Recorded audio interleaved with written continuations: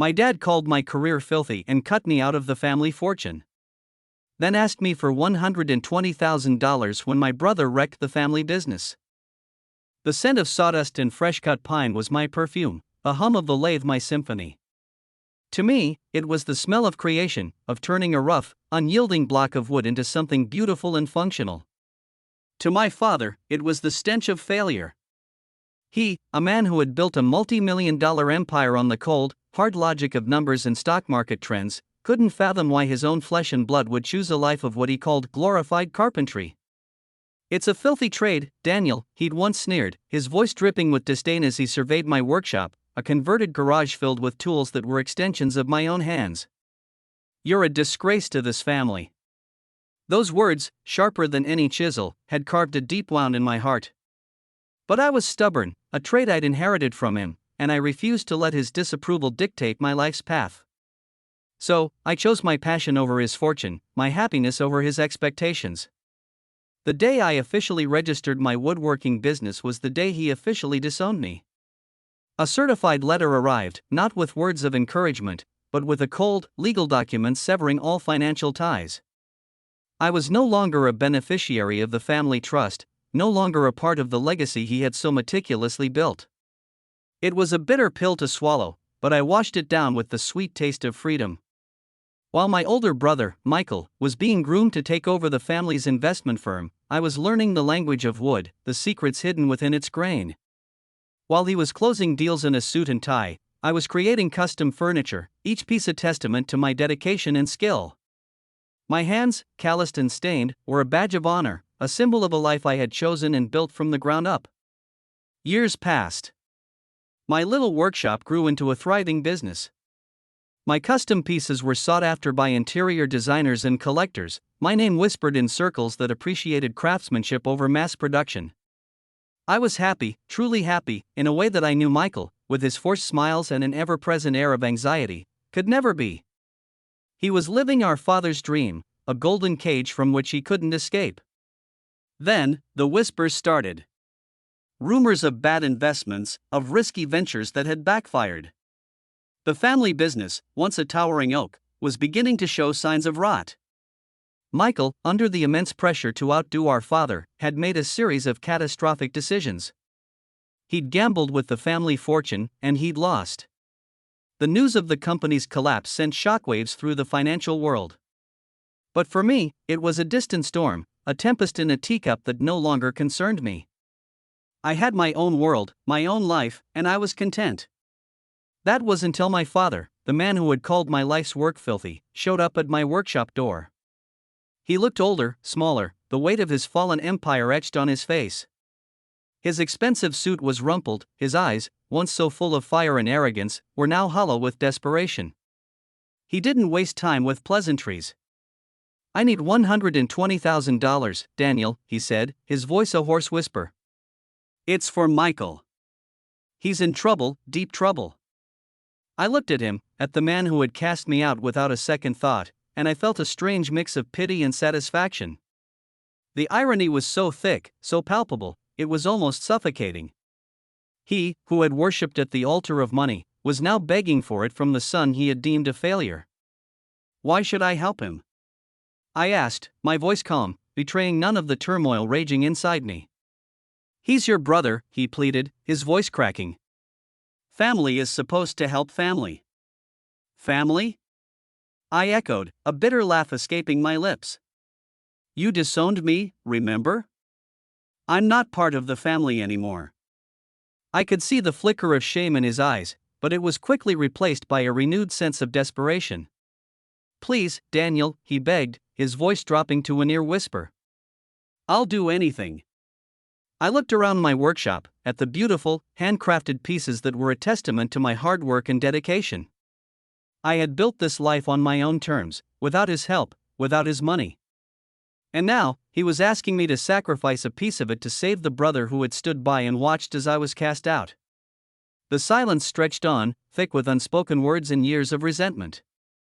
I could see the hope draining from his face, replaced by a look of utter despair. He was a broken man, a king without a kingdom, a father who had lost everything. And in that moment, I knew what I had to do. I wouldn't give him the money, not a single cent. Not out of spite, but out of a sense of justice. He had made his choice all those years ago, and now, he had to live with the consequences. I had chosen my own path, and it had led me to a life of fulfillment and happiness. He had chosen his, and it had led him to ruin. "I'm sorry, Father," I said, my voice firm but not unkind. "I can't help you." I turned my back on him then, and walked away, the scent of sawdust and fresh-cut pine filling my lungs. It was the smell of my life, my success, my freedom. And it had never smelled sweeter. But the story doesn't end there. A few weeks later, I received a letter. It wasn't from my father, but from a lawyer.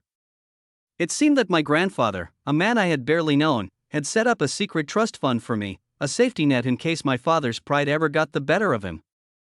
It was a substantial amount, far more than the $120,000 my father had begged for.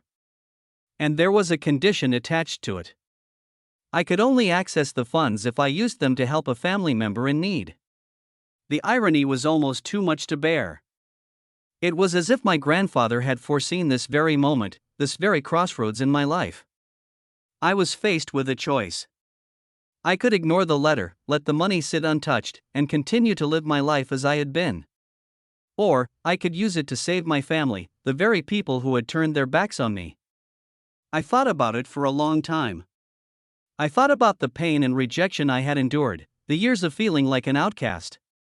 But I also thought about my brother, about the crushing weight of expectation that had been placed on his shoulders, about the desperation that had driven him to make such reckless decisions. In the end, I knew what I had to do.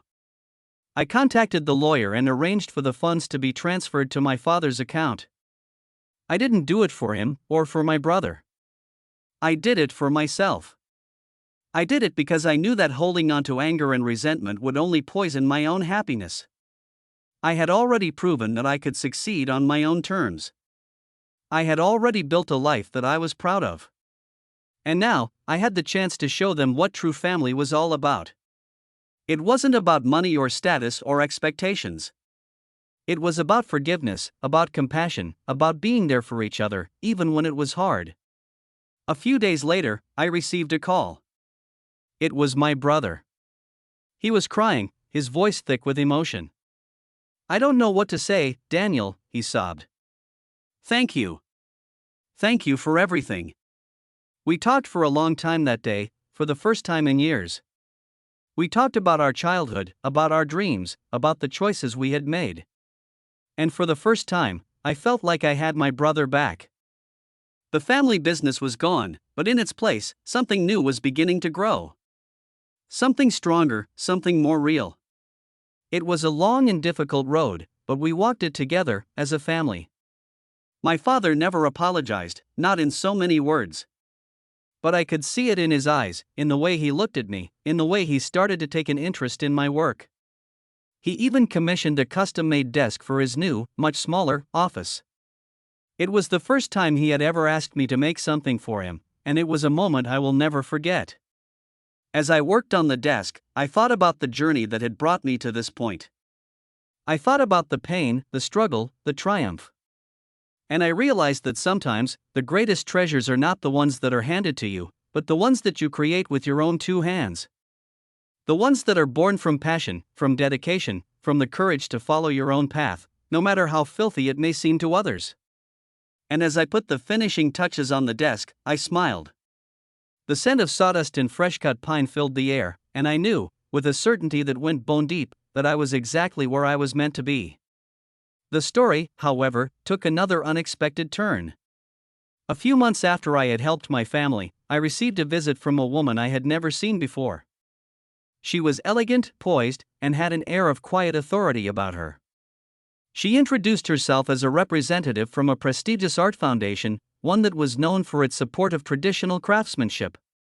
She had seen my work, she said, and was incredibly impressed. The foundation was looking to invest in a craftsman who could revive the dying art of marquetry, a complex and intricate technique of creating pictures and patterns with thin veneers of wood. It was a skill that had always fascinated me, but one that I had never had the time or resources to pursue. The foundation was offering me a once-in-a-lifetime opportunity, a fully funded, 2-year apprenticeship with a master craftsman in Italy, the birthplace of marquetry. It was a dream come true, a chance to take my skills to a whole new level. But it meant leaving my business, my family, everything I had built, behind. I was torn. I had just reconnected with my family, and the thought of leaving them now felt like a betrayal. But I also knew that this was an opportunity that I couldn't pass up. I talked to my father and brother about it, and to my surprise, they were both incredibly supportive. "You have to go, Daniel," my brother said, his eyes shining with excitement. "This is your chance to show the world what you can do." My father, in his own quiet way, agreed. "We'll be fine," he said, a rare smile gracing his lips. "Your business will be here when you get back." And so, with their blessing, I packed my bags and set off for Italy. The 2 years I spent there were transformative. I learned from the best, honed my skills, and discovered a passion for marquetry that I never knew I had. I created pieces that were more intricate, more beautiful, than anything I had ever made before. When I returned home, I was a different person, a different artist. My work was exhibited in galleries and museums around the world, and I was hailed as a master of my craft. My little workshop had grown into a world-renowned studio, and I was finally getting the recognition that I had always craved. But the greatest reward was not the fame or the fortune. It was the look on my father's face when he saw my latest creation, a life-sized portrait of him and my brother, made entirely of wood. It was a labor of love, a tribute to the family that had been broken and then healed. He didn't say anything, but he didn't have to. The tears in his eyes said it all. In the end, I realized that my father had been right all along.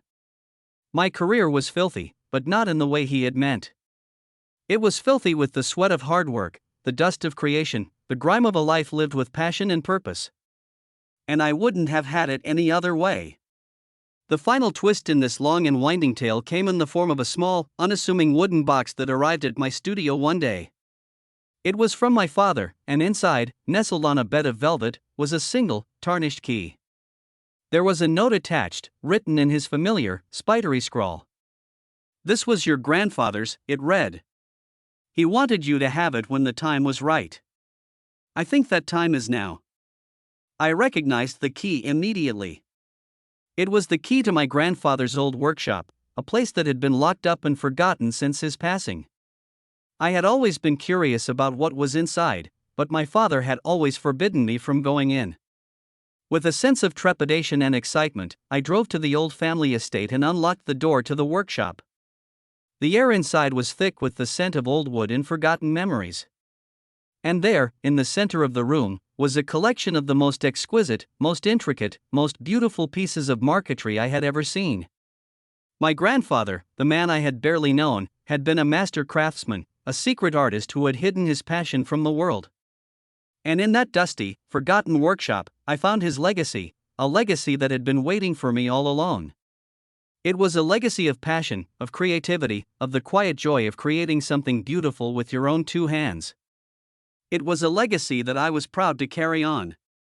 And as I stood there, surrounded by the ghosts of the past and the promise of the future, I knew that my journey was far from over. It was just beginning.